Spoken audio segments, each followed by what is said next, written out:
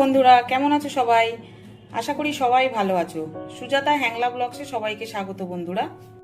আজ বানাবো আমার মায়ের একটা রেসিপি, এঁচোড় কোপ্তা কারি। এটা পুরো নিরামিষ রেসিপি।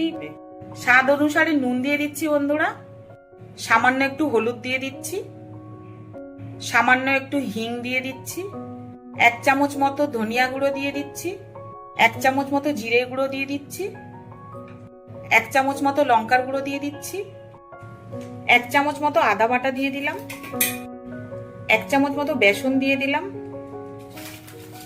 1 চামচ মতো চিনি দিয়ে দিলাম। খুব ভালো করে এটা মেখে নেবো বন্ধুরা।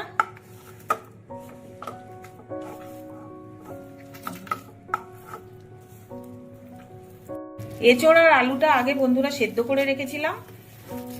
দেখো কত ভালো করে মেখে নিচ্ছে আমার মা। করে নিচ্ছি, কড়া চাপিয়ে দিচ্ছি, গরম হয়ে গেছে, তেল দিয়ে দিচ্ছি বন্ধুরা এঁচোড় কোপ্তাগুলো ভাজার জন্য।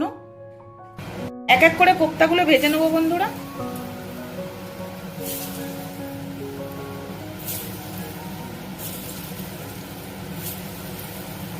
ভাজা হয়ে গেছে, তুলে নিচ্ছি বন্ধুরা।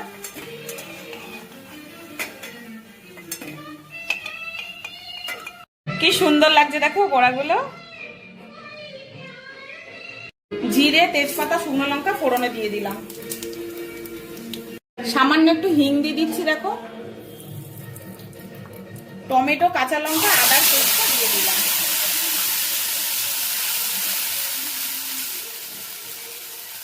এক চামচ হলুদ দিয়ে দিচ্ছি,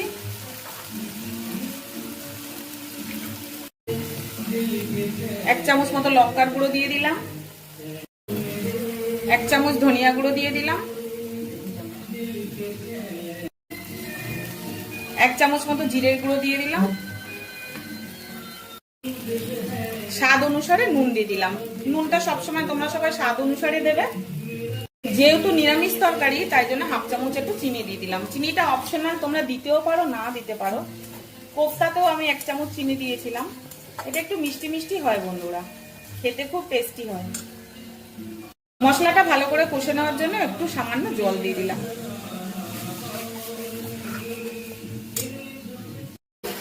মশলাটা খুব ভালো করে কষছি।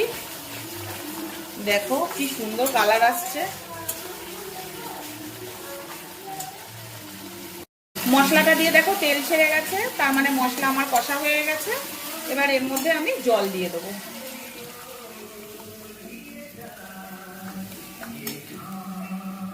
ঝোলটা খুব ভালো করে ফুটে গেছে, এবার আমি কোফতাগুলো দিয়ে দেবো।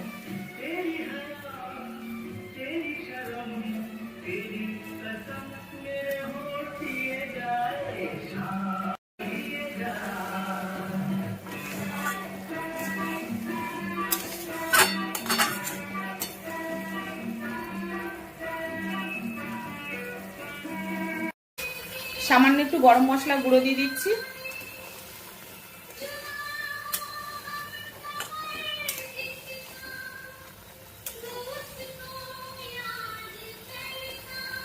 কোপ্তা কারিটা রেডি হয়ে গেছে বন্ধুরা, গ্যাস অফ করে দেবো।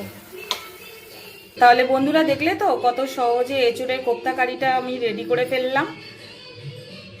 বাড়িতে তোমরা এইভাবে ট্রাই করো বন্ধুরা, সবার খুব ভালো লাগবে। যারা নিরামিষ খায় তাদেরকে একবার হলেও এটা বানিয়ে দিও। নতুন কোনো ভিডিও নিয়ে নতুন কোনো রেসিপির সাথে তোমাদের সাথে আবার দেখা হচ্ছে বন্ধুরা। ততক্ষণ সবাই ভালো থেকো, টাটা।